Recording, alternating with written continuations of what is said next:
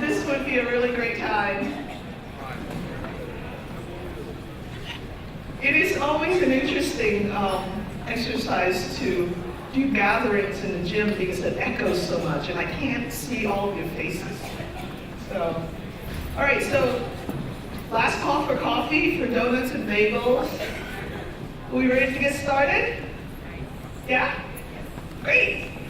Well, good morning, everyone. Welcome to the 2018-19 academic year. Welcome to Convocation. For those of you whom I haven't met, I'm Pam Edinger, I'm the college president, and this is my 6th year at Bunker Hill. What a heck of a ride. So this morning, I would like to, first of all, look around you. There are folks in the audience with name tags that has blue bands on top and the bottom. Would those folks stand up for a minute? Okay, so these folks who are standing up, they are our new faculty.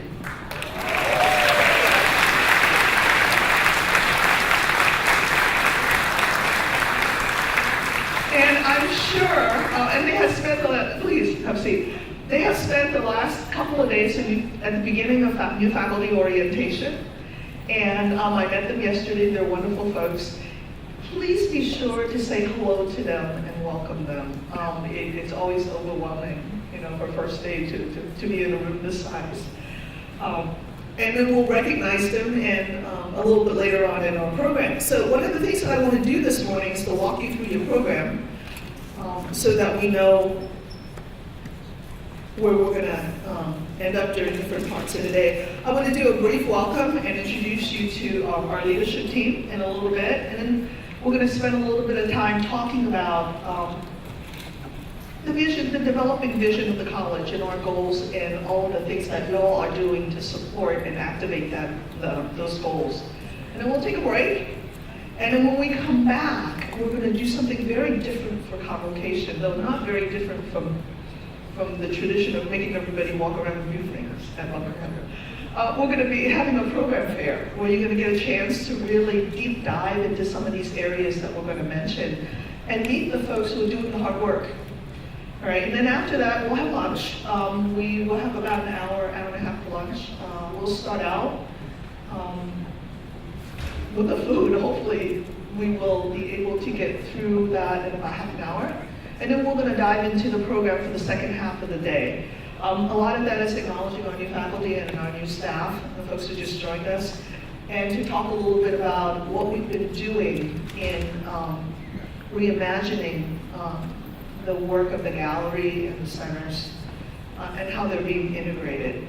And then Molly's going to have some announcements about awards and nominations that's happened to celebrate those who are high performers at our college, and this is a Commonwealth program.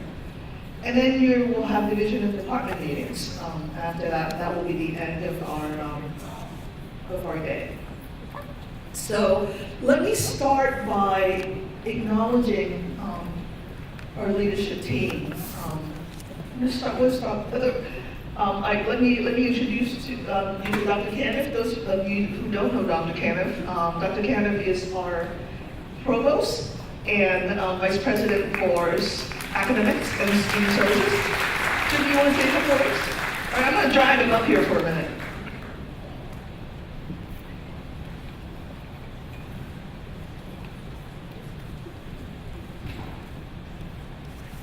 I can only say a few words because she'll get the hook and get me out of here.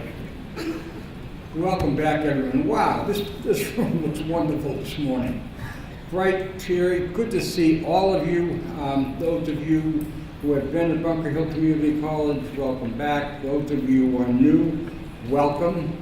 And as I just want to reiterate what the president said, think about your first day at a community college and what it was like. So please reach out to these new faculty and staff and introduce yourself, make them feel welcome. Really important for that to happen today. All right, so a few things, and I will promise to move through these things quick. Where are we with NEASC? I'll tell you. So, we had a wonderful retreat in June. We had 3 standards committees come in August to do more work. Last Monday, we had a meeting of the leadership team to plan the retreat, which is going to be Friday, September the 28th. That retreat will be devoted to NEASC. Now, if there's one thing you remember about NEASC this year, it's this. We need your input on the information that we are going to be presenting to you. That's a critical part of the NEASC process. So we plan to have a document, a draft document, a basic draft document available at the end of this semester. But long before that, there will be many opportunities for you to give input on what kind of research and information these various standards groups are finding. I also will be adding students to each of the standards group, and they will be invited to attend the retreat on the 28th because we definitely need input from students. So last spring and summer, we have been doing a lot of searching for faculty and staff and administrators. Folks who served on a search committee, it's a time commitment, dialogue, review of resumes, making recommendations, interviews. If you served on a search committee, please stand. Colleagues, look at this around this room. The number, please give them a hand.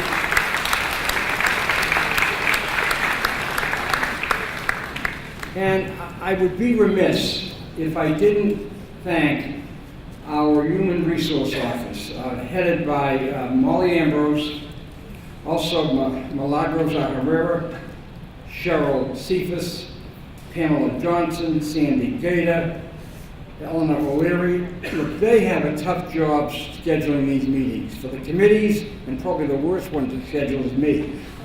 But they work at it and they work hard. And so I just want to thank them, because that's a big piece.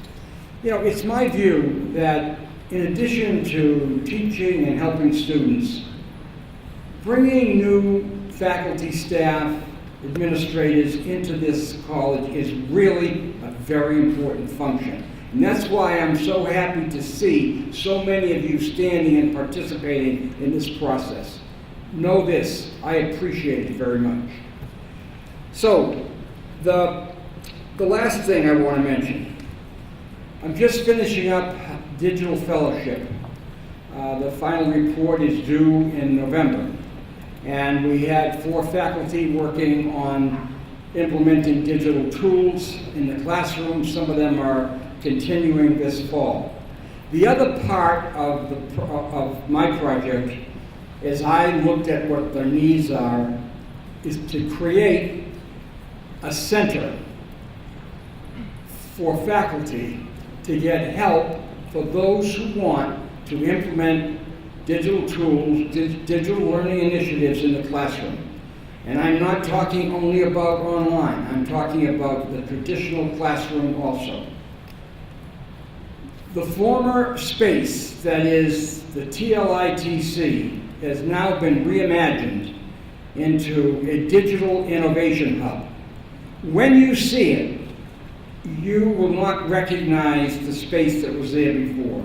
It is a very exciting space. It is going to be a very great resource to faculty beginning this academic year. Also, we are in the process of hiring our first full-time instructional designer. And that instructional designer's major responsibility will be to work with faculty who want to look at some of this information.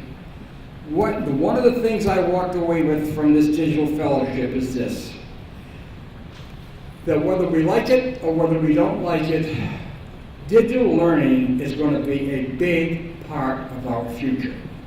The challenge is the pathway towards it isn't clear. But that doesn't concern us at Bunker Hill because we create pathways. So I'm not worried about that. But that's a big part of our future. So this academic year, as we do every academic year, I ask you, do the best that you possibly can for our students in the classroom, in LifeMap, in Student Central, in the library, in any other, in the tutoring centers, to help move them from where they are to whatever the next step is. I spent some time this summer talking with students, and I will tell you, they very much appreciate the help. Thank you very much, and have a great academic year.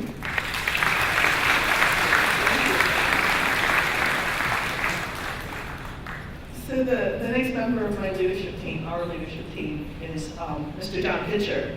John is our CFO, our Vice President for Administration and Finance. John, stand up and give a wave. And John's claim to fame with me is that when I first came here 5 years ago, we had a $4 million deficit in our budget. He got us out of that deficit without touching instruction in the classroom, without touching services, maintained all of those levels and helped us grow. So it is a rare occasion and a rare time in any college president's life to have a CFO and a VP for administration who's student-centered, who understands learning, and really respect the work that we do. So thank you, John, for all your work.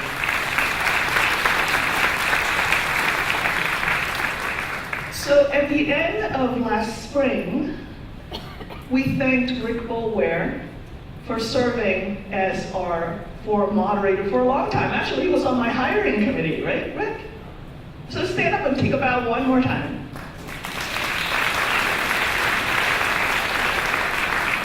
So we begin this year, we are so fortunate.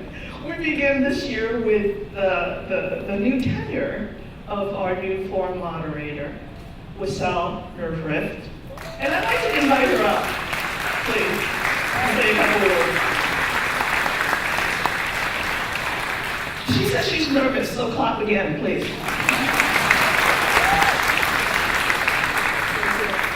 Good morning. Actually, when I came in this morning, I wasn't nervous, but then everyone kept saying, "Good luck, are you ready?" And then they really made me nervous. So this morning, I just want to take you back to the work we've done in the last couple of years. With the leadership of Rick, in 2016, we started looking at our governance structure. And for anyone who's familiar with our governance documents, it has been adopted in 1984. That's a long time. Our institution has evolved a lot since then. So what the governance committee, with the help of the other chairs, have done is look at our governance structure. In 2016, we had, with the help of an ad hoc committee, asked the larger community about their feedback about the existing structure. We conducted a survey, and then we looked at the results. And the findings were, yes, we needed some change, but the bigger finding was that a lot of the people in our college community did not know much about our governance structure. There were a lot of questions about what does it mean? What's the difference between policies and procedures? What each committee does? What is their purpose? What is their authority? So in order to work on those concerns, the governance committee has adopted a few steps last year and will continue on additional steps. First, we started to meet with the chairs on a regular basis.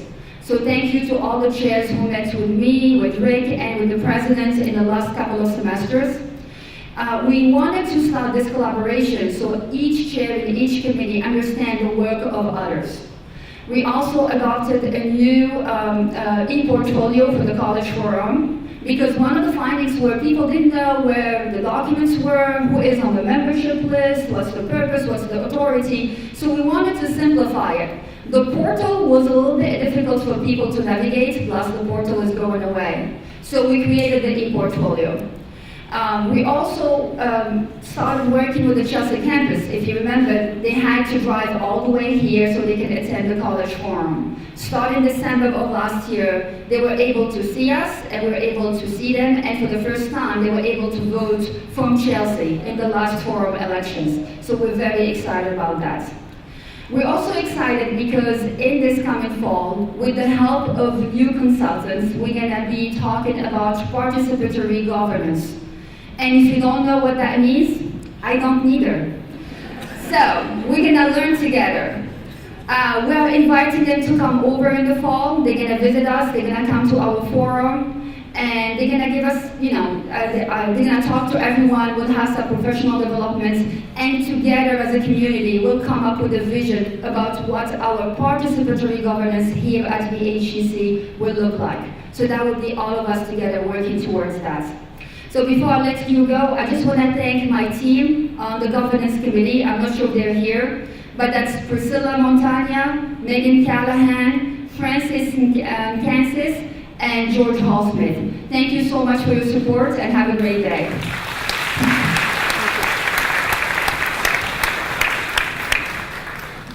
Thank you, Lisa. Next, I would like to have the president of our Student Government Association come up, and also our student trustee. So let me see if I can say this right. Juan Garcia Acosta is the president of our new SGA, and Mr. Mohammed Siddiq is our new student trustee. So please welcome them. They'll be part of our leadership team.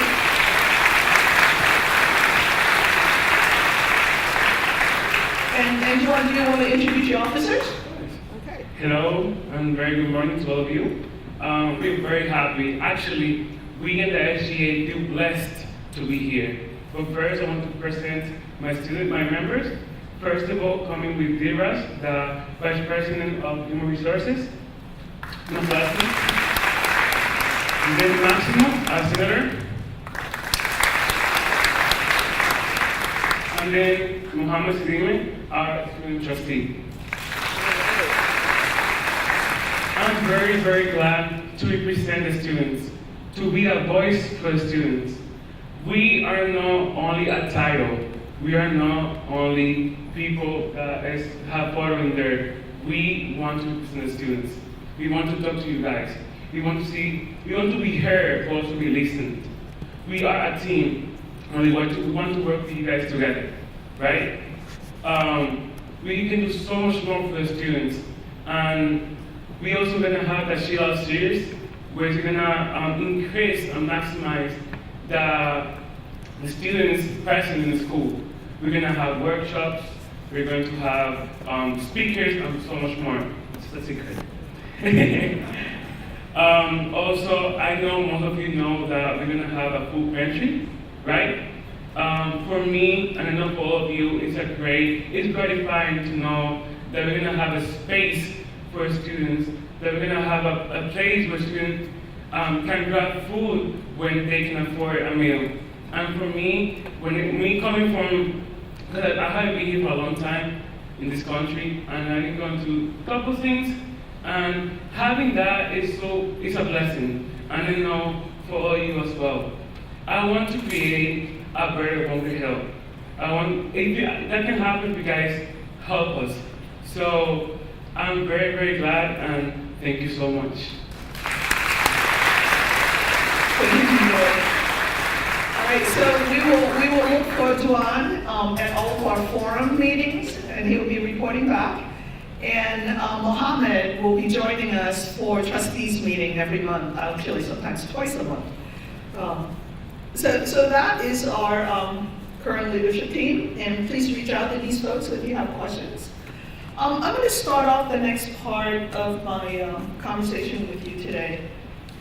And we had planned this next chunk of time for me to talk about the vision of the college and what we've done. But I think in order to talk about the work that we're doing, it's important to think about it in the context of our national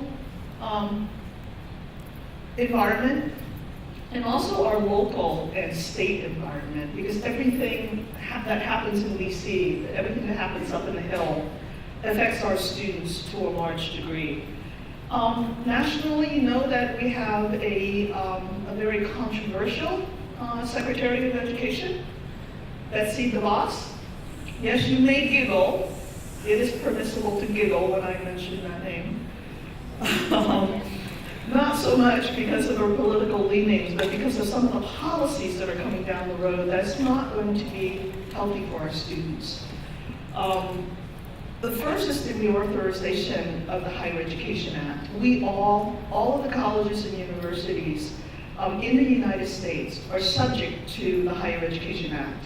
It governs what our students receive for financial aid. It governs how we look at data and what access we have to the data that the students, that we are reporting to the state to do assessment of our students.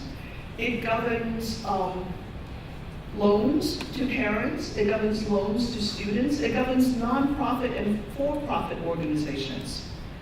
And whether the environment is predatory or not. So our sense is that the Reauthorization Act will likely happen before this current administration expires.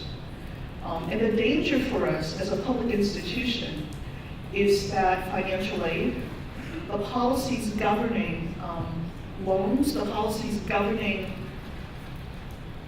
what we can do for our students in terms of advocacy, the way that we count our students, which is very different from the way that we count four-year students, right? Because about 3/4 of our students are part-time. So if the policies are not friendly to part-time students, our students lose. So all of these things are sort of at risk. So every time you read something on Inside Higher Ed, that the Department of Higher Education is stripping away protections for students, it affects our students directly.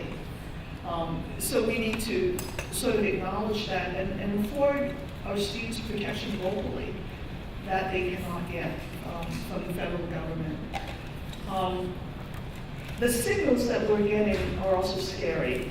I don't know how many of you caught up on the conversation about the Department of Higher Ed rescinding the Obama-era directives on Title IX. We all believe in due process, but we also believe in protecting victims and survivors. And the way that the Title IX directions or directives to the field are being dismantled, we will need to be absolutely vigilant about victims of harassment, of sexual and coercion, victims of discrimination. And I am not optimistic that this will back off anytime soon. So those of us who work in student services, those of us who are faculty in the classroom and advisors in the classroom, outside the classroom, I think we need to be vigilant.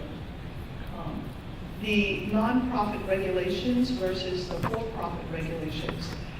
We had a rule called gainful employment, where we have to report to the federal government all of our career programs and whether our students are getting jobs.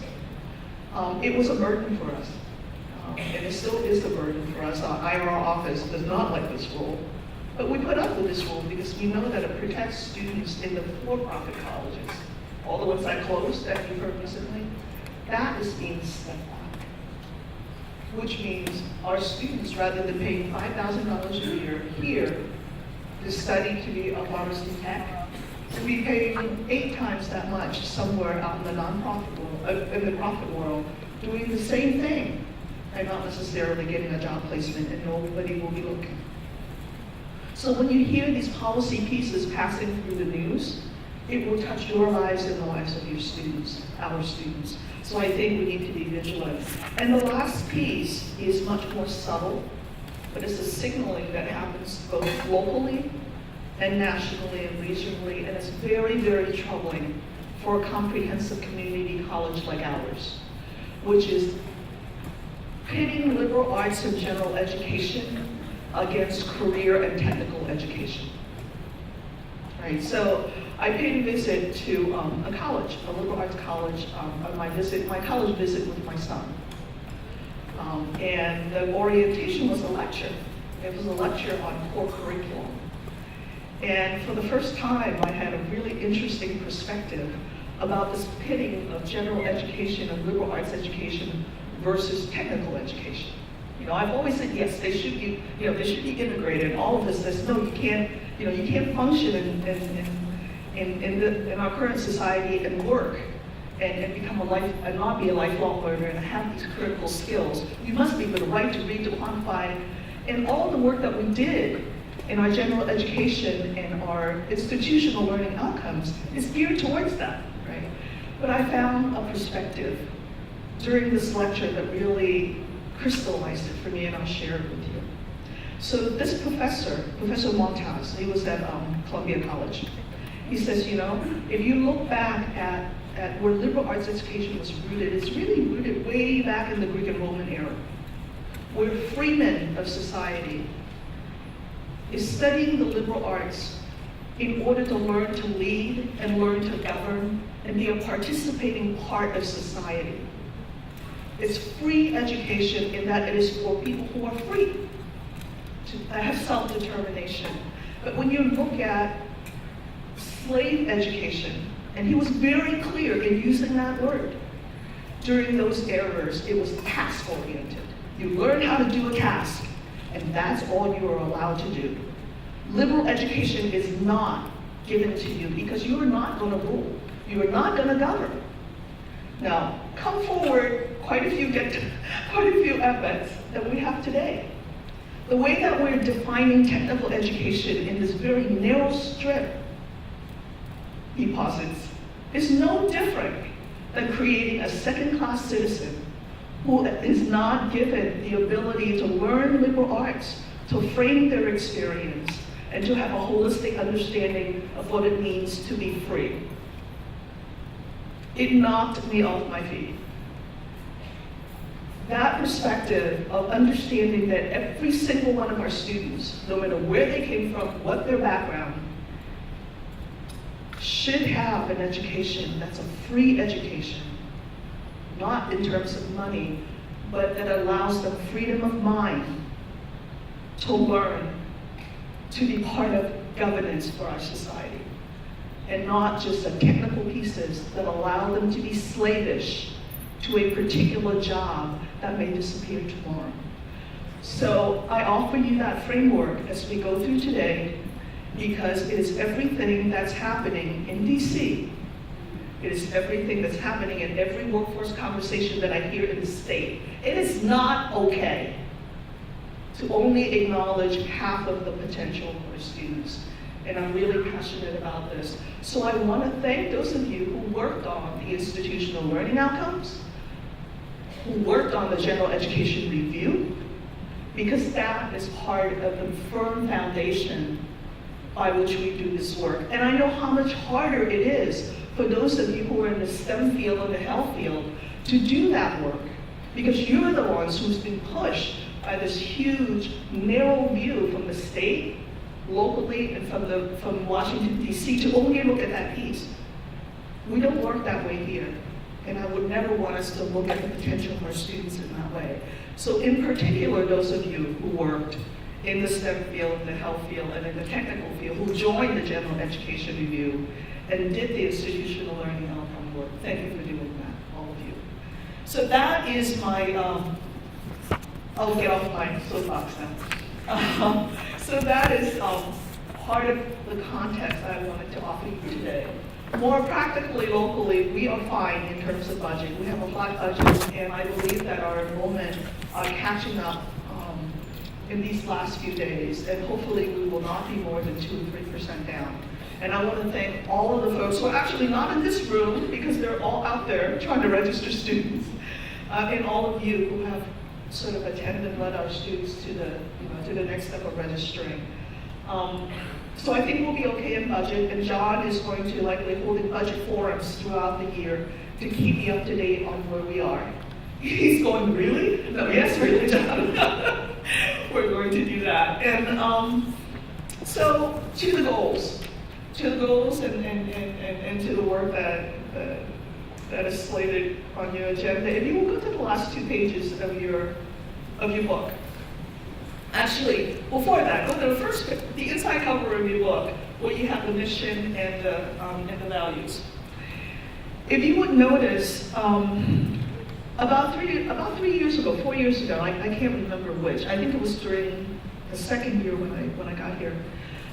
We did a huge exercise during our retreat to review our mission and our vision. So what you see in the back and the inside front cover is the results of our dialogue and conversation. And our vision is very clear, very clearly stated here. But then it's been a while. It's been a while since we've read it. So let me try reading it out loud. Bunker Hill Community College empowers and inspires students, faculty, and staff, diverse in identities, experiences, and ideas, to make meaningful contribution to our local and global communities. The college embodies a spirit of inquiry, critical thought, inclusive excellence, and lifelong learning. That, ladies and gentlemen, is our North Star. That is where we look. That is the lens by which we look at all the work that we do.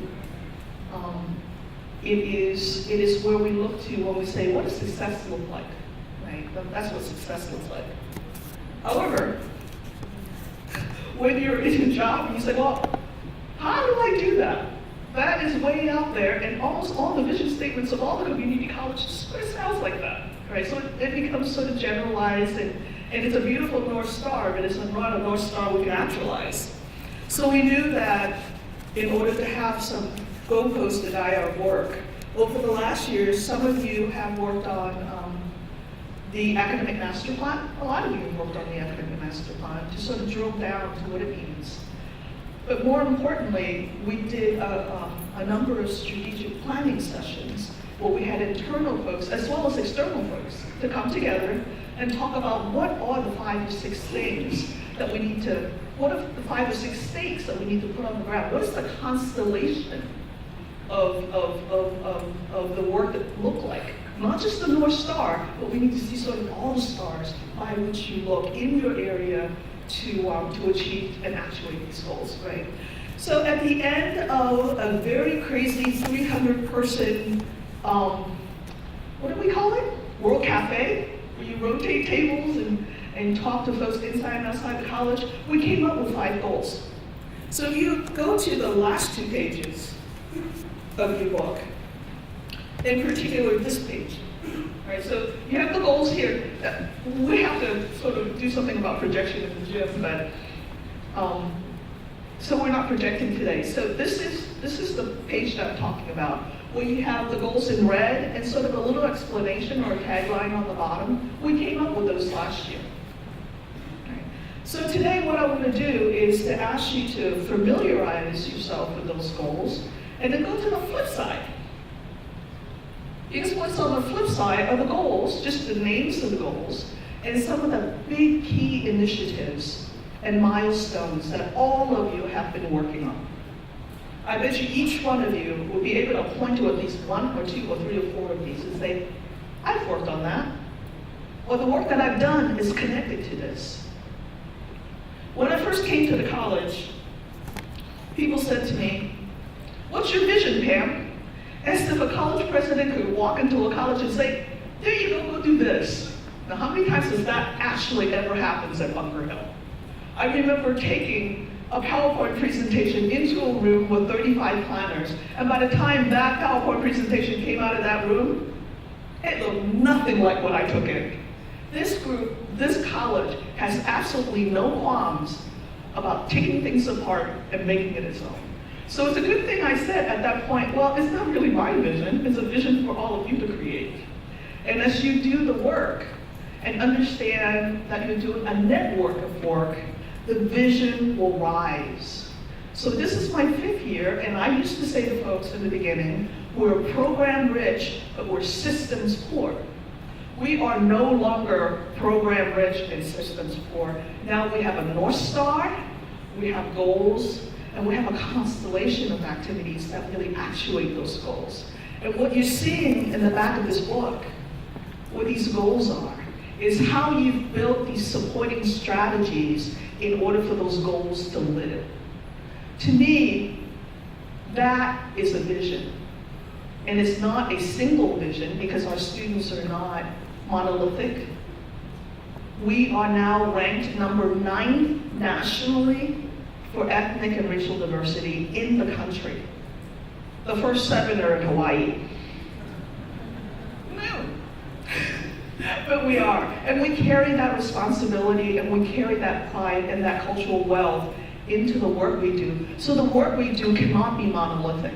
There's always more than one strategy to foster student success, which is really a lot of it about retention and persistence, how to keep our students and respect what they bring to us and develop that respect by offering them strategies to excel, whether it be developmental education or ESL or the digital lab for innovations, or the mapping that we're doing in curriculum, or the success coaching that we're doing. That's all about persistence and retention.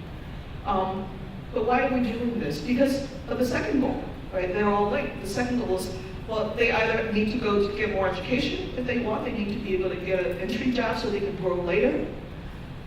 They need to be workforce ready, but in a way that is holistic, in that their liberal arts education and general education is working with their technical education so it's cohesive and so they can continue to grow.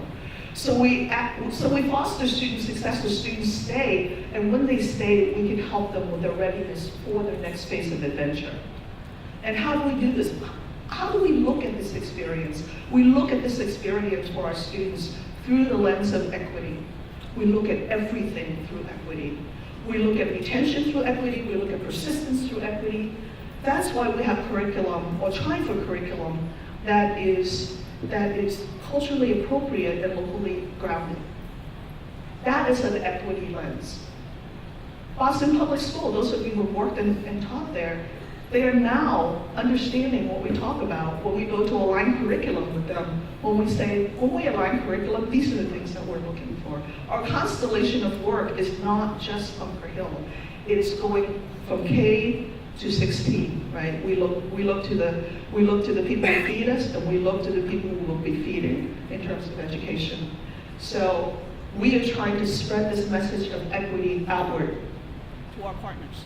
So outward to our partners. We can't do this alone. So partnerships and pathways. The first year I was here, I had 200 meetings during that year with external partners. It was like drinking from a fire hose. And all of you in your daily work, you probably feeling like you're drinking from a fire hose too. Through the Center of Equity, we're able to sort of look at how many connections do we have in the community in order to draw the expertise and the resources from Greater Boston to feed our students. I mean, sometimes literally feed our students when it's like the food bank. And sometimes it's resources like the Museum of African American History or the Powell Arts Center in Chinatown, who we help create and support so that we can have classes down there. Or in Chelsea, where we have 150 dual enrollment students at the high school, some of whom will come to us. But you can bet those 150, they're all going to college. It doesn't matter where, they will all go to college. So those pathways and partnerships is all part of this map, right? So in student success, we have retention and persistence, so students stay. And then we have a plan for them for goal 2, so they will point towards a career or more education and be workforce ready. Once they're ready, we know that they can't get there without us helping to restore the privilege that belongs to them. The restoration of privilege is what we do. When we had, and I know I'm running a little long, so forgive me. So when we had earlier in the year, the Institute, the first 3-day Institute, the Center for Equity had put together and presented, we had a 3-day exercise. It was a wonderful institute. And when I joined during the first day, and one of our speakers used the word white supremacist, I saw shocked looks across the room. It is one of those things that are not often put on the table in large groups. This is, they're really difficult concepts.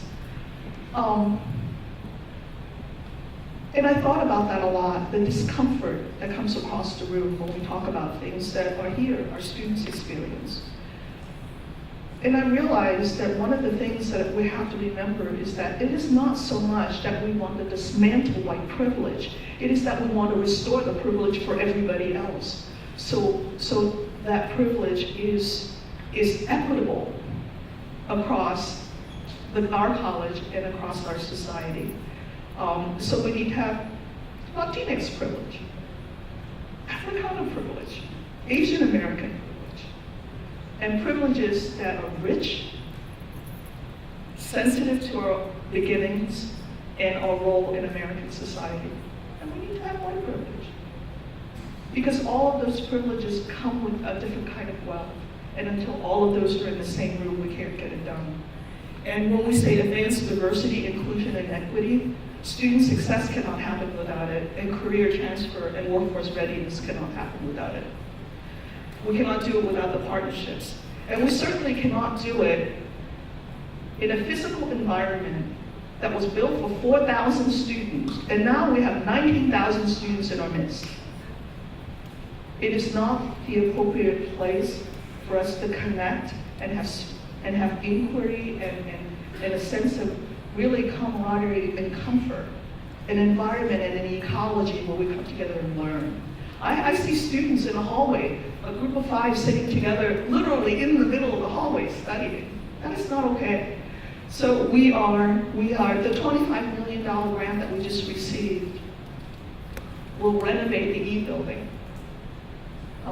and give us a little bit more friendly environment for students to learn. But John and I, and a number of you probably, will have a lot of work to do over the next 3 or 4 or 5 years to not only bring to the table things like the Innovation Lab or the E-building renovation, but to also figure out how we can get a new building done so we can have extra space. People come to me and say, damn it, why can't I have more offices? Why can't I have, well, because we've got to have money. If I have $40 million right now, we can have that new building. And we're going to go and try to find it. We'll find a way to work the political system, the financial system, to go get that done. So it's not just the academic and the student support system that is going to get us to a place where students can succeed. It's also the physical environment. And some of you are not involved in that physical environment work. But that's okay, because we know that we have multiple teams working on this, and all of this is connected. So that's a very long way of saying, yes, we do have a vision. We do have a North Star. But the constellation of work that we need to do to activate that vision is not simple. If any politician tells you during this season they have that silver bullet, you're welcome to call them a liar. And we don't have one student, and I want you to, can you put up your right hand? And promise me, during this school year or any other school year, do not call our students kids. Please. They are not kids. 4 out of 5 of our students work. 3 out of 5 are parents. 77% are below the poverty. These students are more courageous than any of us combined. And the fact that they step foot inside this college to make their lives better, they don't deserve to be called kids, and please don't do that. And you're welcome to call your colleagues on it, because I think it's really important. So when you go out there and people say to you, I've got a silver bullet, they're saying they've got a silver bullet for poverty. Really? For a diverse student body like this? So what we do have is that we have a constellation of solutions and strategies, and we're working at them. We're doing iterative work. Don't let the politicians tell you that you're not doing your work. We are. We're doing amazing work.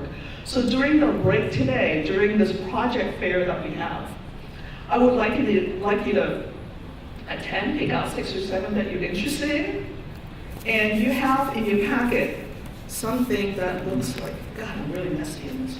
Looks like this. something that looks like this. This is your constellation of strategies and goals, right? So the big dark circles, color circles, are the goals that we decided on. And the smaller squares that are color-coordinated squares, thank you, Jill Johnson. The color-coordinated squares are the major strategies that are in play right now. So as you go through your day and you learn about some of these strategies at the different tables, what I'd like you to do is to take a pen or a pencil and link strategies together that you think are linked. If you say to me, Pam, the Center for Equity, that is really touching at least 4 out of the 5 goals. Why is it only just in one place? Well, because it's really hard to draw a 3-dimensional map with a 2-dimensional pieces of paper. If you believe that the Center of Equities also belongs to somewhere else or links to a strategy, draw that line for me on that sheet of paper. So that's your roadmap. At the end of the day, I fully expect that you would have a plate of spaghetti on the sheet, right? And if you don't, then we'll probably miss something, right? So that is part of the exercise that you can use the sheet for. And then at the end of the day, go back to the back of page 1, when I just read the vision with you. Think about it and say, do all of these really fit into that vision? Have we done something outside the vision that really doesn't quite fit that's on the sheet? And then give me a sentence or two about what your personal vision is as you go through this. That's that empty circle in the middle. What I would like to do is that when you come back from lunch, to collect that from you so that we can help feed back out to you anything that's missing, anything that we haven't mentioned. Feel free to do scribbles. We're really good at reading scribbles down. So that we can really get a sense to pause and say, are we a network? Are we a constellation? Are we an ecosystem? Are we an ecosystem that's healthy? Are we feeding one another with the work that we do? Or we're doing the work out here? Or is the work out here really part of this? And we haven't had enough conversation to draw it into the circle. That's equally important. Some of you will say to me, Pam, there are only 5 goals and you got 6 circles, you can't do math. And Sunny Karen will come and get you. There's a last circle in there that is not part of our current goals. And that circle has NEASC in it, and it has participatory governance in it. The reason why the circle is here is that it belongs, but it's also outside.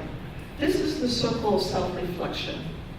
Every 10 years, we go through 10 standards of the Accrediting Commission to audit ourselves, to be able to look back 10 years and see how much we've grown. It's this NEASC, even though Jim will never agree with me on this because it's so painful probably, NEASC is a celebration of what we've done. Maria's going, no, I gotta write about it. It's not a celebration.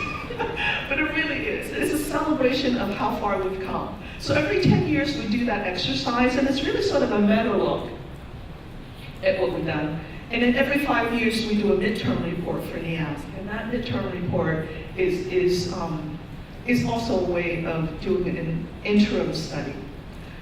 Participatory governance, in my mind, is the forum. And in order for us, and the forum and its venues, you know how like when people say, we got a communication problem? What's really underneath that for a college this size, that's really saying, we've got a communication problem because we have not developed enough formal venues to have the conversations that we need to have.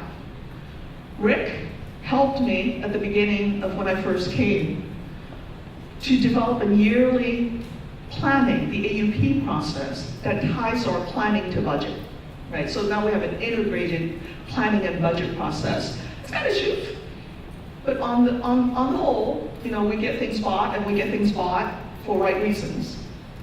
And in the process of doing that, we build venue into the forum system or committees into the forum system in order to do that. So when you look at participatory governance in a forum, you can sort of see where the conversations are happening, and that's also a meta level. of looking at how we're doing our work. So the sixth circle is a self-reflection circle. And as you go, and you may not have too many lines coming in and out of there, but think about it as a level above and see if that makes sense to you. So that was a really, really long presentation, and I apologize for the length of it and doing it without projection. I hope it helps for you to understand all of the work that you do with each other and how much you are in each other's lives. It is really interesting the last 5 years to watch this college grow, and watch it grow in sophistication, and watch it grow in stature around the community. The governor told me the last time I saw him, he was here celebrating STEM. He said to me, Pam, there are three community colleges that comes to mind: Bunker Hill, North Shore, and Northern Essex. Now you have to realize we're like 3 times larger than both of those. So he thinks about us a lot, and it makes a difference when your governor is on first name basis with a college, and when the mayor of Boston is on first name basis with a college. It makes a huge difference. We are Boston's educational capital. And given a choice, those of you with connections to Boston, we are the strongest higher education institution in the eastern portion of Massachusetts in the public world. And it's an important piece to recognize. And I thank all of you for taking us there. So, I just talked all of you a break, so let's take a break, and when we come back, we can go to the next part of our exercise, and all of the locations of these tables are going to be there, and give a little time for the facilitators to get there, and facilitators who don't know where you're going, come see me, please. Thank you so much.